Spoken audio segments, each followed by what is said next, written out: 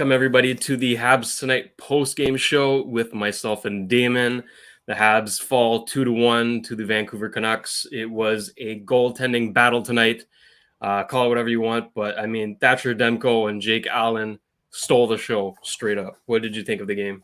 I thought it was a great game, especially with how tight the game was and how many remarkable saves the goalies made, especially Jake Allen having a .952 save percentage tonight and Thatcher Demko having a .971. That was just a great game. Even though we lost, still a very watchable game and enjoyable game in my mind.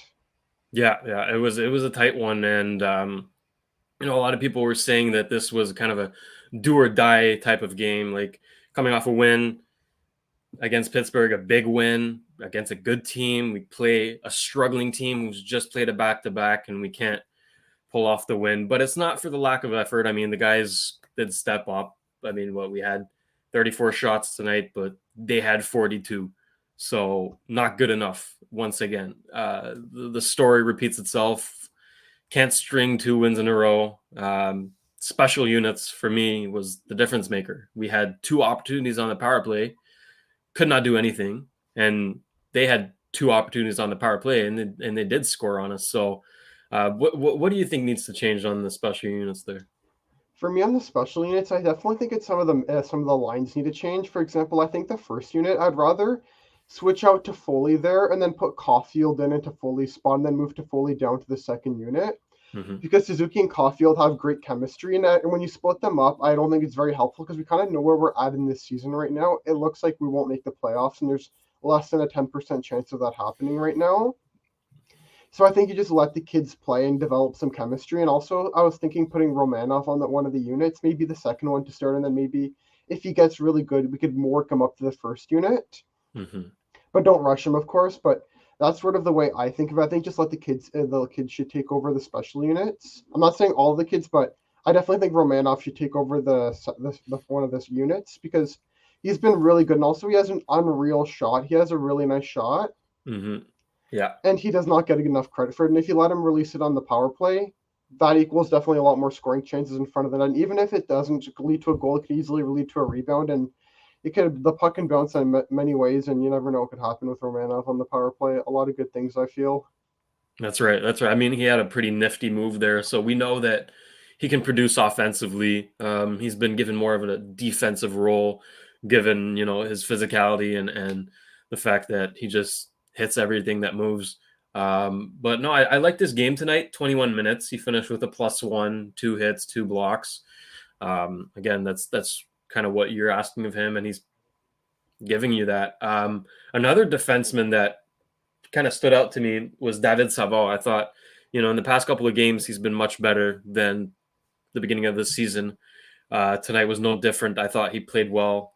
2 shots, 1 hit, 4 blocks, 21 minutes, some PK time. So again, that's what you're asking of him, right? He is your defensive go-to on the team, and I like what he's been doing so far. I agree with that. The thing I just want to touch on with Savard is that he didn't get off to the greatest start as we hoped in Montreal, but as he's getting more into buying in more into the system, I think the results are showing us he's one of the best defensive defensemen, in my opinion, in the NHL, but he doesn't get enough recognition because he's played in lower tier markets such as Columbus before, and he's also played in Tampa Bay, but now that he's in Montreal, I think once he gets his game going, he'll finally get the spotlight to show that he's one of the best defensive defensemen in the league. Yeah, definitely. And here, this is an interesting comment. So the Suzuki line with Toffoli, nothing's been happening really. Suzuki's been kind of in a slump almost as since Caulfield's been back. Do you think it's time to split them up? What would you think we need to do to rearrange the lines there? I don't think we need to split those two up because for me, I just think that Suzuki, I know that the numbers show that he's been on a point slump statistically, but if you've been watching the games, the thing I would say personally is that he's fine. Like he's creating a lot of scoring chances, which we saw this game. He's set up about 3 or 4 good chances, but they just can't get finished by the guys on flanking him on his wings or even the defenseman jumping into the rush. He just can't seem to finish.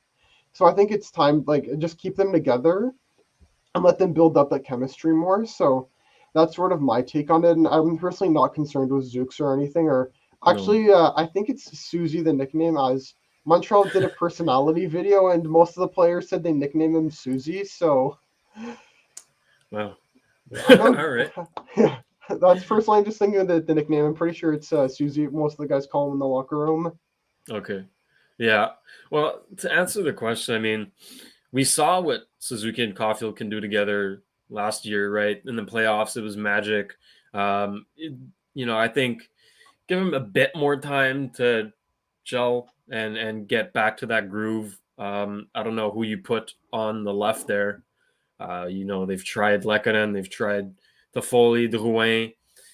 Nothing seems to be clicking, but it's really up to Ducharme to try different line combos and see what works, what doesn't. It's really trial and error now, really, and it's weird, but you're in the NHL. You shouldn't have to do trial and error, but that's basically what it is. These lines are so confusing; they keep changing. I'm guessing they'll change again next game. The most consistent line has probably been what Evans with. Gallagher. Who has Evans? Who's Evans with again? Like they keep changing him. I Usually keep he's with forgetting. Lekanen. Typically, it's usually him, Yeah, Lekanen, and but Gallagher. they Like those three have good chemistry, brought pretty Lecky much. up. Yeah. They brought Lecky up. So, anyways, the lines are very confusing at the moment. But we'll see what happens. It's up to Ducharme. I'd like to see Drouin back with Suzuki and Caulfield. I thought that could have potential. They tried it for like one game and Yeah. didn't really do anything. But I like to see that again. Yeah. So let's see who else here stood out to you aside from Jake Allen tonight. Yeah, the guy who really stood out to me tonight was Jonathan Drouin. He played a really good two-way game today, not just a good, responsible two-way game. He created a lot. He, of course, got a beautiful assist on that Ryan Poehling goal, tape to tape, Oh pitch yeah, perfect beautiful. pass. That was beautiful. And then he was out there with the extra attacker, and he played really well in that moment of the game. And also, I try to remember who it was. I remember it on the power play. I think he bumpered it to Gallagher and right in front of the net, but just Gallagher didn't get enough good wood on it.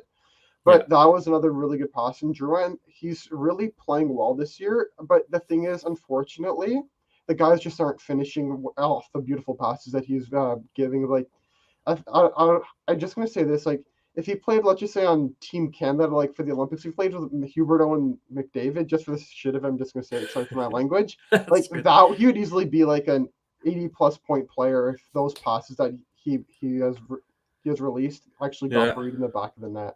no doubt, no doubt. I mean, I love Drouin for me is one of the most underrated players. Like the upside that he brings is just phenomenal, and we saw tonight again. Sick pass to Paling there, good finish, but he played an overall good game. Like he was constant the entire time, and that's what we want from him. It's encouraging too, considering he's just come back from a big break, tough time, and he's been doing well this season. So he's a guy too that I've noticed thrives wherever you put him. Right, we were used to seeing him with Dvorak and Anderson. That went well. Then he moves up and down the lineup. Wherever he goes, it goes well. So Dwayne is just that glue guy, that guy you put to finish a line and really make it stick. And that's why I think I'd like to see him back with Suzuki and Caulfield there. But I think we have to talk about Ryan Poehling as well. Another goal for him. Yeah. For a guy that just got called up there, he's been pretty damn good. Yeah.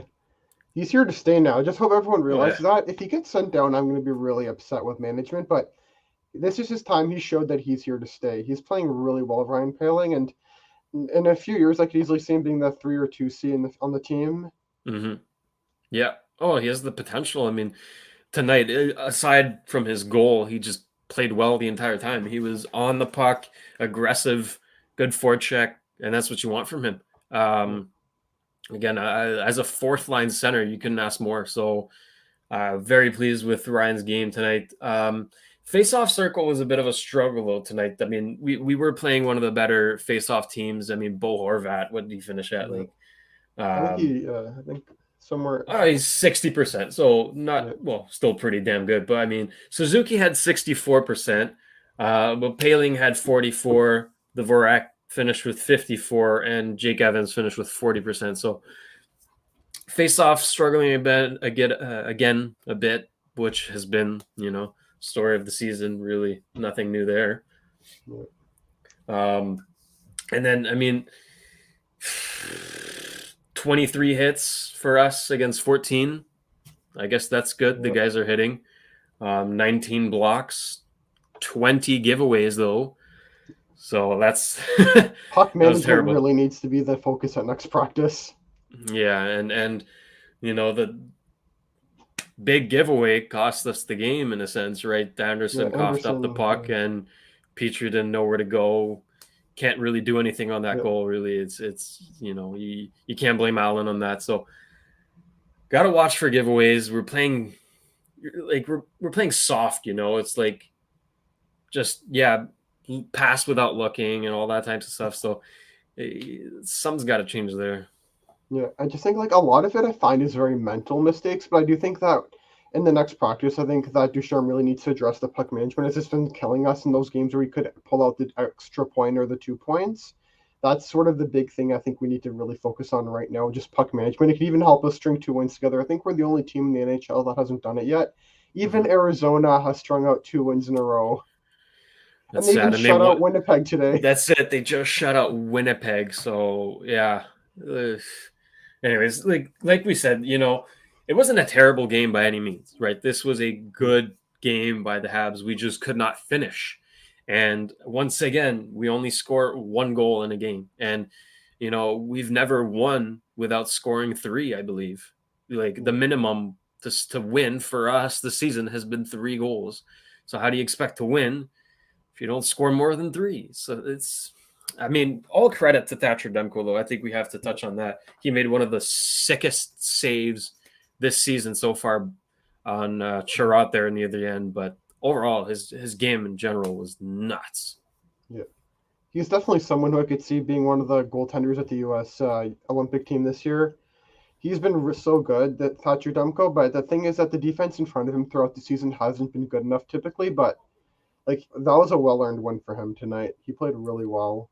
Well, definitely. And, it's not been a great season for him. It's not been a great season for Vancouver either. But tonight, a big bounce back game.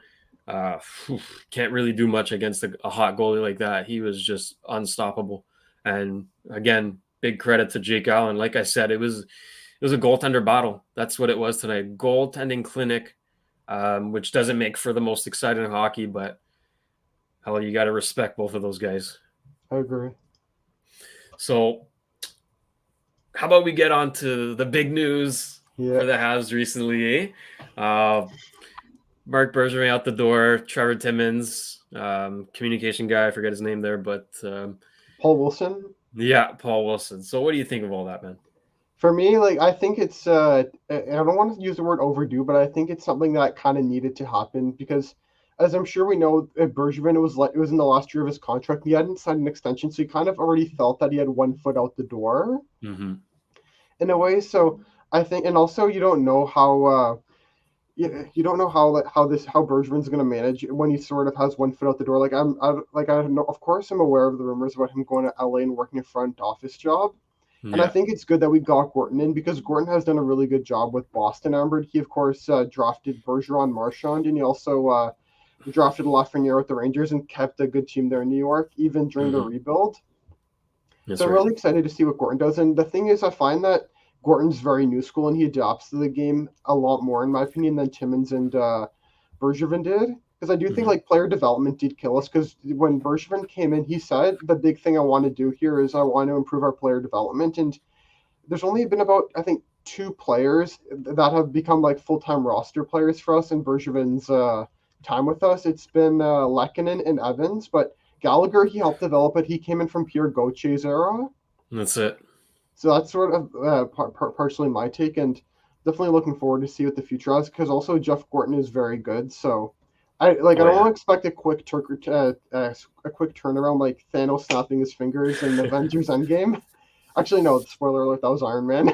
Yeah. But yeah, I don't expect a quick Great turnaround, but reference. maybe in 4 or 5 years or 3 years from now, you could start to see those changes starting to mesh in with this team. Mm-hmm. And so that's sort of the big thing I'm looking forward to seeing with this team. Yeah, well said. I mean, Earlier today, we had the amazing Annick Lemire and Drew and JD doing a little roundtable discussion about it. So you can go check it out on our YouTube channel if you haven't already. But I agree with you, man. Jeff Gorton was a big signing there. I was thrilled to get him. For those of you who don't know who Jeff Gorton is, you should be happy. Like this guy was responsible for drafting Bergeron, Marchand. He traded for Tuukka Rask. Like he's made some big moves in Boston, and then in New York more recently, he was the GM.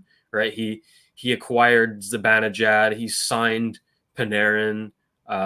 He drafted Igor Shesterkin, Lafreniere, Kako, right? All those guys. He even traded for Adam Fox, right? So the Boston team you see today and the Rangers team you see today are in large part for Jeff Gordon.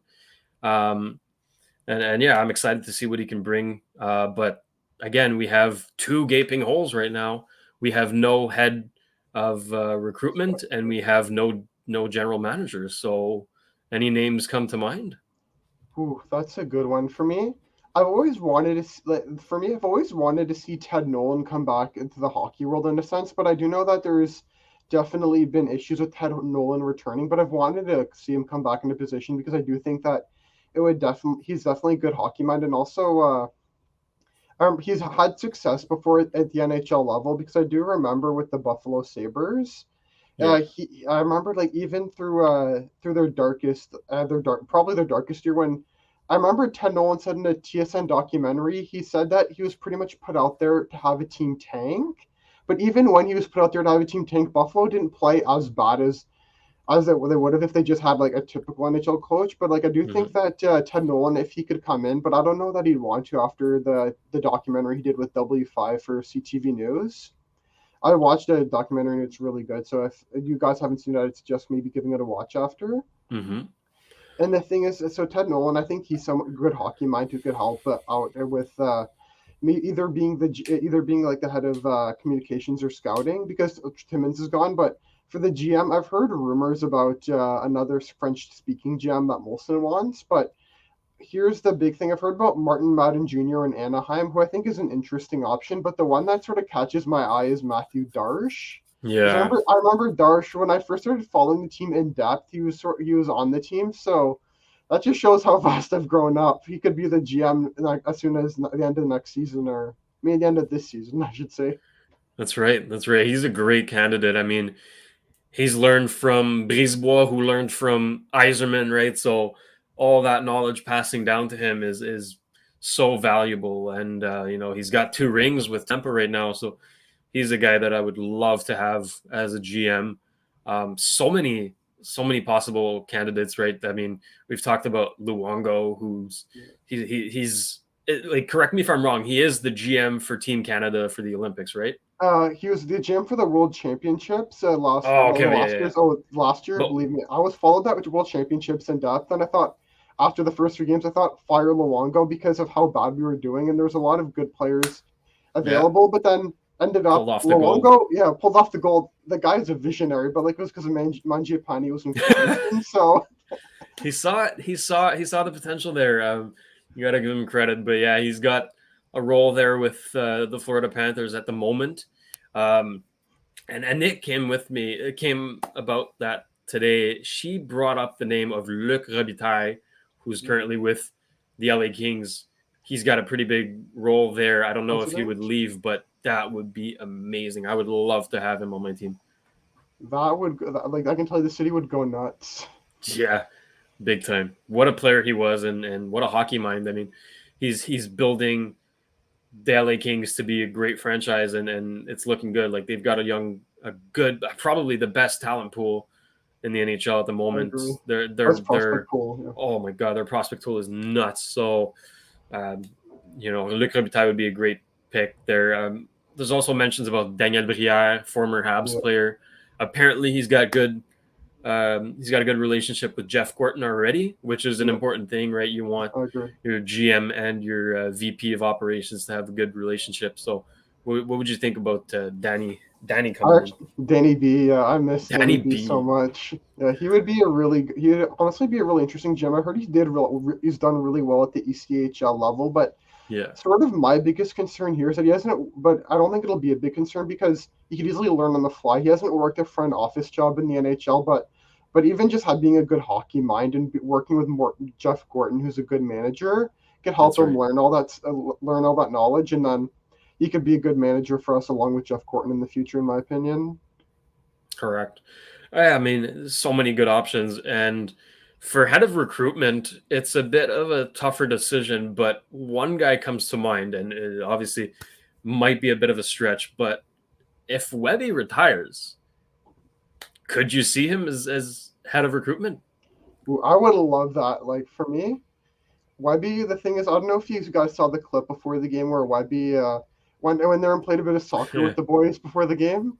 Everyone just seems to love Shea Weber, and he has to have a good hockey mind. And remember, Bergevin said before he got fired, if Weber doesn't play another game, he has sort of as an alternative plan for Weber, That's which right. I could easily see him working for the team. The city loves Weber, I know for a fact, and we all love Weber, as I'm sure we Oh all yeah. know. I think that if he became the head of scouting, and also Weber is a bit, as sort of, I wouldn't say played through two eras, but he sort of played at the end of an older era and has played through this current era because the era Weber played through was a bit more about strength and more about strength and physicality. But now Weber sort of finished off as I'm sure we know Drew and spilled the beans, so unfortunately it doesn't look like he's coming back. Yeah. The more of the speed and skill era, Weber could easily know like about which players are the most speedy and skill and among the prospects. I do think Weber would be the perfect pick in my opinion because he seems to be more new school Weber, and he still finds good ways as a defenseman himself. Even last year in the bubble, I don't mean in the bubble, I mean in the playoffs, he still found Yeah. a way to shut down players such as Braden Point, Nikita Kucherov, Andre Palat, Hmm. and all those guys. He still found a way to shut down some of the fastest and most skilled talent in the NHL. So I think Weber has a perfect hockey mind for the job. That's I'm right. getting I'm giving him that phone call in a heartbeat if I had his number. Yeah. Yeah. If he's available for the position, I would love that.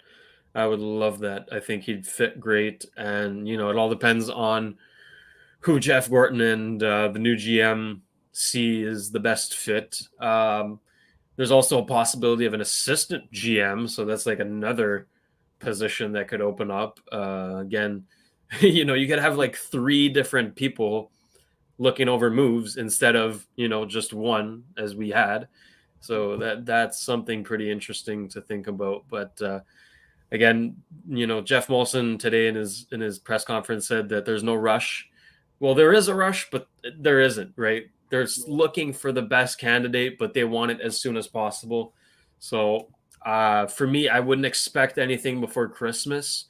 Maybe around New Year's. I don't know, something like that. Hopefully before trade deadline, though, because that's going to be an important part of the season for us. We're probably going to be sellers looking at our Yeah. season. So again, who do you think would make for good trade pieces? Oh, for me, there's definitely quite a few players who I could see being good trade pieces. From what Elliot Friedman has said about Ben Sherrod, and also JD mentioned this when on the show earlier today with Anik, JD, Yeah, and Drew. Ben Sherrod has proven in his time in Montreal that he's definitely a very capable playoff defenseman. And even if it's a third to fourth defenseman, or on a deeper team, he could usually play a fifth or sixth role where he eats up those minutes, and not just eats them up, like he can really dominate defensively. And Weber, I mean Sherrod could easily, I think he could easily fetch a first round pick because of the flat cap, and he has a mm, pretty good cap hit for a playoff team, in my opinion, 3.5 million. So Sherrod's definitely someone I could see fetching a pick or maybe a pick and prospect. And I that's do it. know New York and the Islanders. I don't mean the Islanders. I mean the Oilers. Apparently are really interested in him. So I think that whether one of those teams, if they want to give us a first round pick or maybe they want to give us a pick and prospect, I think Sherrod could easily, I could see him going there. Yeah, Weidman, I know he was a healthy scratch today, but he's been playing really good as a power play quarterback in Montreal. And I could easily see maybe Montreal trying to sell him off because he makes less than 1 million and also in this flap cat era or yeah, flat cap. Okay, make sure I'm that's saying it it. right. Okay. Yeah, He's making peanuts right now. So he's making yeah, like 900K. Like Perot has played really well when healthy with us, and he's making peanuts as well. So I could see him maybe fetching around a second round pick. And Paquette, I know he isn't even playing with us right now with the injuries, but the thing with Paquette is that he's more of a playoff player, I find. Because I do remember with Tampa, he was a key in getting that 2020 Stanley Cup victory. I remember he played on the line with Alexander Volkov and Carter Verhaeghe, yeah, and he played really well defensively. So I think Paquette could easily be an option to another team. He makes peanuts as well, and Kulak as well. I think could be an option when he returns because Kulak just keeps getting better and better. yeah. And Kulak has a very team-friendly contract, 1.8 million. So that's sort of my take on who we could sell. But I was also talking with one of my friends who's a Habs fan, and he was telling me he thinks Allen, we could potentially sell Allen at the deadline, but I don't think it's the time to sell Allen because I do think next year we're going to be back in contending, depending on how the offseason goes. And as the way I've always seen this year will be one step back because we lost so many pieces from the cup run, and then two steps forward the next year. Yeah, So I think it's a key to keep. It's important to keep Allen this year in price. I agree. I wouldn't move any goalies right now. I don't think Caden Primo is ready for the NHL. Like he can play a couple of games here and there, but I'd like to keep him in Laval for at least next year as well. Get a good groove, get the starting feel, and all that. So I wouldn't touch the goalies for now unless you get an offer you can't pass up. But I like the names you said out. Like I think Kulak could actually be a good trade piece. He's a puck moving defenseman, good skating abilities, um, and we can with the defenseman with the defenseman that we have coming up, right? You can think of Norlander, Gooley, Jordan Harris. Like we have so many good young defensemen coming up that Kulak really won't have a spot on the team in the coming years. So might as well just ship him, get some picks, something like that for him. That'd be good. Again, Sherratt is a big piece for our team right now, but I think we could use the first round pick more. That'd be more useful for us, like you said. It's all in the hands of an unknown GM right now, which is kind of scary to say that, but it is what it is. Hopefully, we get a GM before trade deadline. We have to get a GM before the draft and head recruiter there. But drafts is going to be interesting, man. The deep class this year in Montreal. The draft looking like we're going to have a pretty high pick if the season continues like that. Yeah. Like, the one thing I'm definitely looking forward to is the draft this year, is not just in Montreal. Like the other thing I'm just really looking forward to seeing is where the three-headed monster lands, because this draft has, for me, like looking back at it from 2020, has always been about the three-headed monster of course, the head monster Shane Wright, the second one Matthew Savoie, and the third one Brad Lambert. I just Yeah, can't wait to see where all those guys end up. And the funny thing is, Brad Lambert was 15 years old and he still dominated for Finland at the World Juniors. I remember And that. even if hopefully we end up with a top three pick, because I don't think you can go wrong with either of those guys. Let's just say we draft like worst case scenario Brad Lambert, he could easily play on Suzuki's wing, and then along with Caulfield, that would be amazing for our future. I won't say no to that. I won't say no to that for sure. And I mean, for trade deadline, if we can fetch a couple other picks there, hopefully first round, that could be very beneficial for us in the long run. Yeah, I'm excited for the new future. It's fresh, it's exciting. And coming back on tonight's game real quick, not exactly what we hoped for, but again, we got a good game. At this point of the season, right, we're not really, in playoff mindset. We're like, okay, let's just give us just give us good hockey. Really, we just want to be entertained, and have the young guys perform well, I guess, and all that. But anything else you want to add to tonight's game there? Tonight's game, I'm just gonna say, like, it was definitely an entertaining game in my opinion, but just such a close game, and hopefully soon we can string out another 2 wins eventually. But just with the story like of the season, we've been able to beat good teams, but we just haven't been able to beat. I wouldn't say bad teams, but like teams that we should be beating on a regular basis with our talent on the ice. Like That's Vancouver's a right. team we should have definitely beat tonight. Vancouver, we could have beaten Buffalo. I mean, they just got smoked by Seattle. So those are games that we should win. And then we're beating Pittsburgh, who's one of the hottest teams in the league right now. So this team does not make sense. It's so confusing. It's so hard to analyze, but we try our best. And it's always a pleasure to talk about our dear Habs. And I thank you again, Damon, for tonight. Just before we head off here, just want to remind everybody that we have a 20% store-wide promotion for our merch. As you can see, I'm wearing the beautiful hat. So if you use the promo code DALE, you will get 20% off of any article that we sell. So before we head off, anything else you want to add? I just wanted to touch one thing quickly. Going back to our prospect pool for a second, I just want to say the right side of our defense. I think we might need to add a few more pieces there because right now we don't have as many right side pieces. We of course have last year's first round pick, which I don't want to get into, who plays the right side, and then we have Josh Brook who plays the right side, and then we have Norlander who can play either side. I'm just wondering, like with our first round pick potentially, there's a guy who's projected to go somewhere between the middle and the top of the first round, and some people even have him towards the end. Named Tristan Leno, who plays for the Gatineau Olympique. Do you think he's someone that we should potentially take a look into drafting? I've really liked what I've seen of him so far from the queue, but I just want your opinion. He's also very good two-way. Yeah, I'm all for it. I mean, I don't know much about him.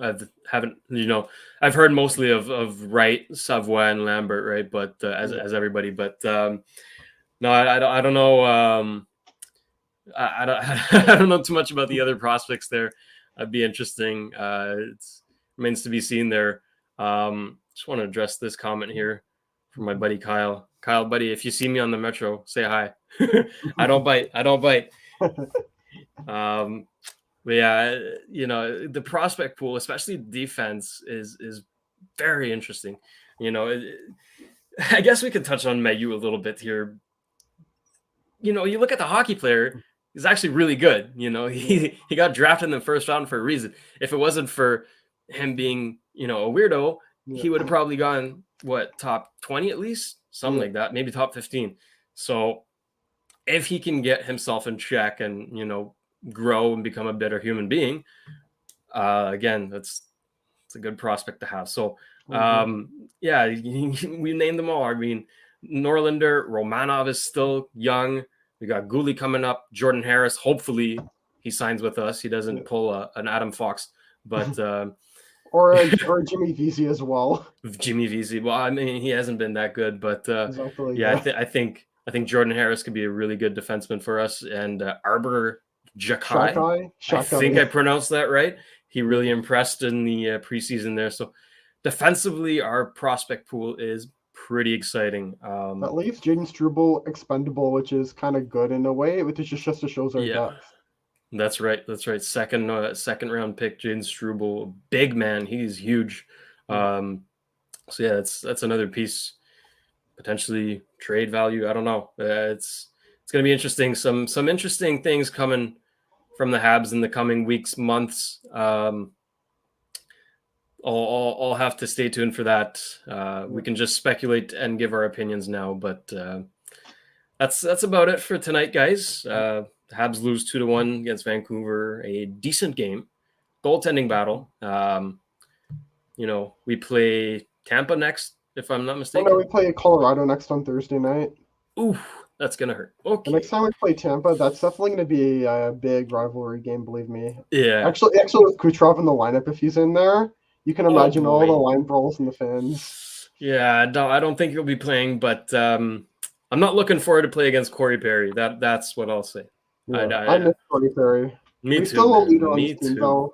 He apparently texted Caulfield when he got sent down to the AHL. So yeah, what a guy. Yeah. What a beauty. Anyways, so that's about it for tonight, guys. Thank you for tuning in. We appreciate it. Stay tuned. We always have things coming out every week, almost every day.